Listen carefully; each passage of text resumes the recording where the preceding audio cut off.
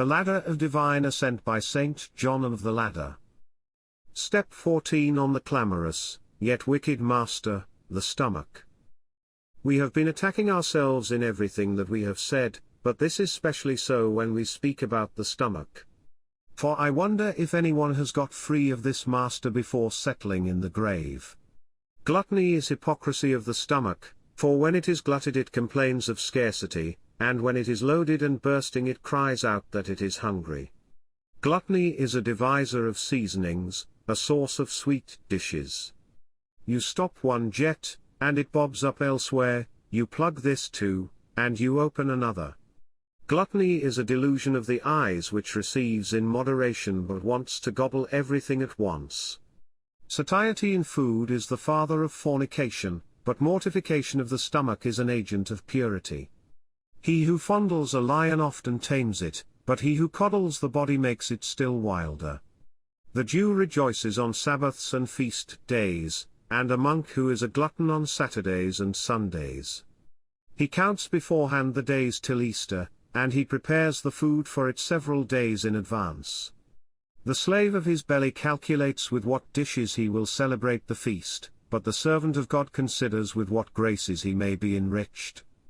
If a stranger comes, the slave of the stomach is moved to love entirely from gluttony, and he regards laxity for himself as consolation for his brother.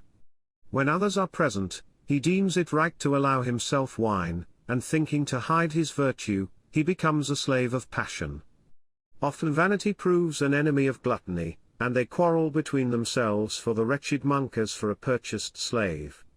The one urges him to relax, while the other proposes that he should make his virtue triumph. The wise monk will shun both, at the right time shaking off each passion by the other. As long as the flesh is still lusty, let us observe temperance at all times and in every place. When it has been pacified, which I do not suppose is possible this side of the grave, then let us hide our accomplishment. I have seen aged priests bewitched by the demons, and on the feasts they gave their blessing to young men not under their direction to use wine and all the rest. If those who give permission have a good witness in the Lord, i.e. are spiritual, then let us also permit ourselves within limits. But if they are negligent, let us not give a thought to their blessing, especially when we are in the actual heat of the struggle with our flesh. Evagrius, afflicted by an evil spirit, imagined himself to be the wisest of the wise both in thought and expression. But he was deceived, poor man, and proved to be the most foolish of fools in this among other things. For he says, when our soul desires different foods, then confine it to bread and water. To prescribe this is like saying to a child, go up the whole ladder in one stride?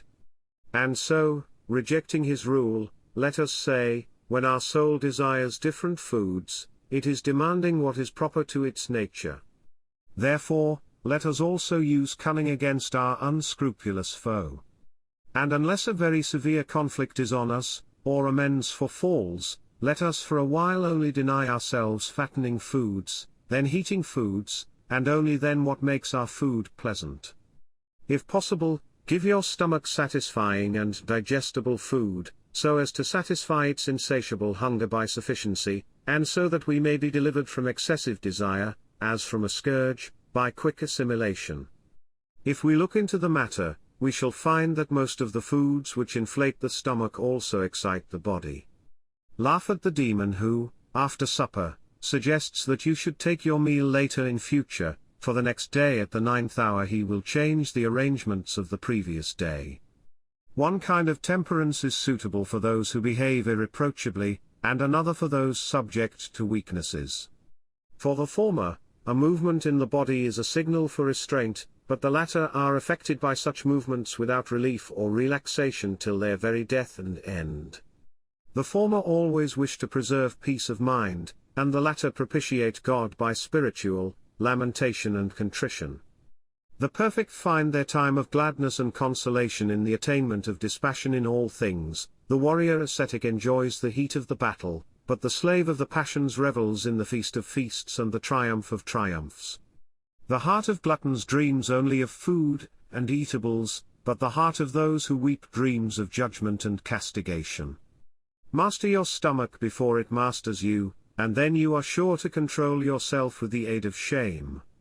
Those who have fallen into the horrible gulf know what I have said, but men who are eunuchs have not experienced this. Let us prune the stomach by thought of the future fire. For some who were servants of their stomach have cut their members right off, and died a double death. If we go into the matter, we shall find that it is the stomach alone that is the cause of all human shipwreck. The mind of a faster prays soberly, but the mind of an intemperate person is filled with impure idols. Satiety of the stomach dries the tear springs, but the stomach when dried produces these waters. He who cherishes his stomach and hopes to overcome the spirit of fornication, is like one who tries to put out a fire with oil. By stinting the stomach the heart is humbled, but by pleasing the stomach the mind becomes proud. Keep watch over yourself early in the morning, at midday, and for an hour before taking food, and you will realize the value of fasting. In the morning, thought leaps and runs from one thing to another. With the approach of the 6th hour of the day it becomes somewhat quieter, and by sunset it is completely at peace. Stint your stomach and you will certainly lock your mouth, because the tongue is strengthened by a lot of food.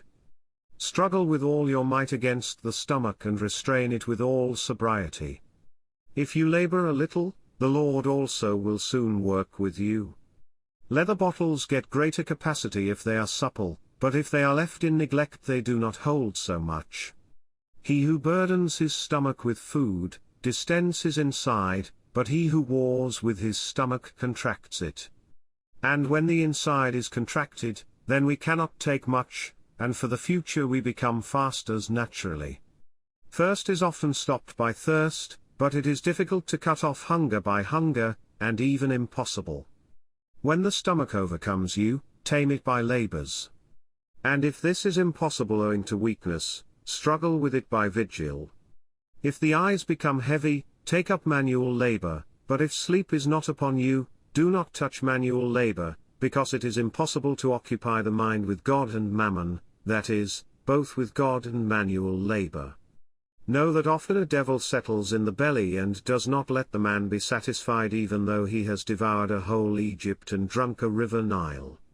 But after taking food this unclean spirit goes away, and sends against us the spirit of fornication, telling him of our condition and saying, "Catch, catch, hound him, for when the stomach is full, he will not resist much." With a smile the spirit of fornication comes, and having bound us hand and foot by sleep, does with us all he pleases, defiling soul and body with its impurities, dreams, and emissions. It is amazing to see the bodiless mind defiled and darkened by the body, and likewise the immaterial spirit purified and refined through clay. If you have promised Christ to go by the straight and narrow way, restrain your stomach, because by pleasing it and enlarging it, you break your contract. Attend and you will hear him who says, "Spacious and broad is the way of gluttony that leads to the perdition of fornication, and many there are who go in by it, because narrow is the gate and hard is the way of fasting that leads to the life of purity, and few there are who go in by it." The prince of demons is the fallen Lucifer, and the prince of passions is gluttony. When sitting at a table laden with food, remember death and judgment, for even so you will only check the passion slightly. In taking drink, do not cease to imagine the vinegar and gall of your Lord. And you will certainly either be temperate, or you will sigh and humble your mind. Do not be deceived, you will not be delivered from Pharaoh, and you will not see the heavenly Passover, unless you continually eat bitter herbs and unleavened bread. And bitter herbs, this is the coercion and pain of fasting, and unleavened bread, this is a mind that is not puffed up. Let this be knit to your breathing, the word of him who says, "But I, when demons troubled me, put on sackcloth, and humbled my soul with fasting, and my prayer stuck to the bosom of my soul." Fasting is the coercion of nature and the cutting out of everything that delights the palate, the prevention of lust, the uprooting of bad thoughts, deliverance from dreams, purity of prayer, the light of the soul, the guarding of the mind, deliverance from blindness, the door of compunction, humble sighing, glad contrition, a lull in chatter, a means to silence, a guard of obedience, lightening of sleep, health of body, agent of dispassion, remission of sins, the gate of paradise and its delight. Let us ask this foe, or rather this supreme chief of our misfortunes, this door of passions, this fall of Adam, this ruin of Esau, this destruction of the Israelites, this laying naked of Noah's shame, this betrayer of Gomorrah, this reproach of Lot, this death of the sons of Eli, this guide to impurity, let us ask him, from whom is he born? Who are his offspring? Who crushes him? And who finally destroys him? Tell us, tormentor of all mortals, who has bought all with the gold of greed, how did you get access to us? And what do you usually produce after your coming?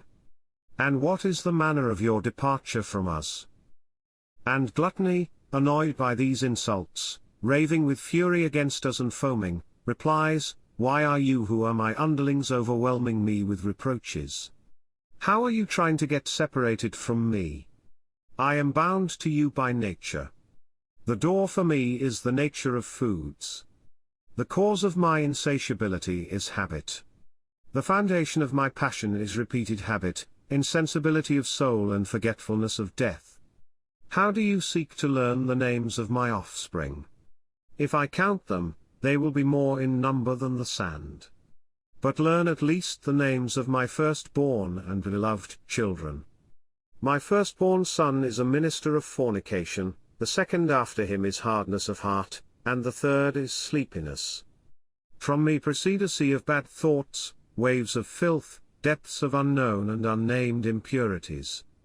My daughters are laziness, talkativeness, familiarity in speech, jesting, facetiousness, contradiction, a stiff neck, obstinacy, disobedience, insensibility, captivity, conceit, audacity, boasting, after which follows impure prayer, whirling of thoughts, and often unexpected and sudden misfortunes, with which is closely bound despair, the most evil of all my daughters.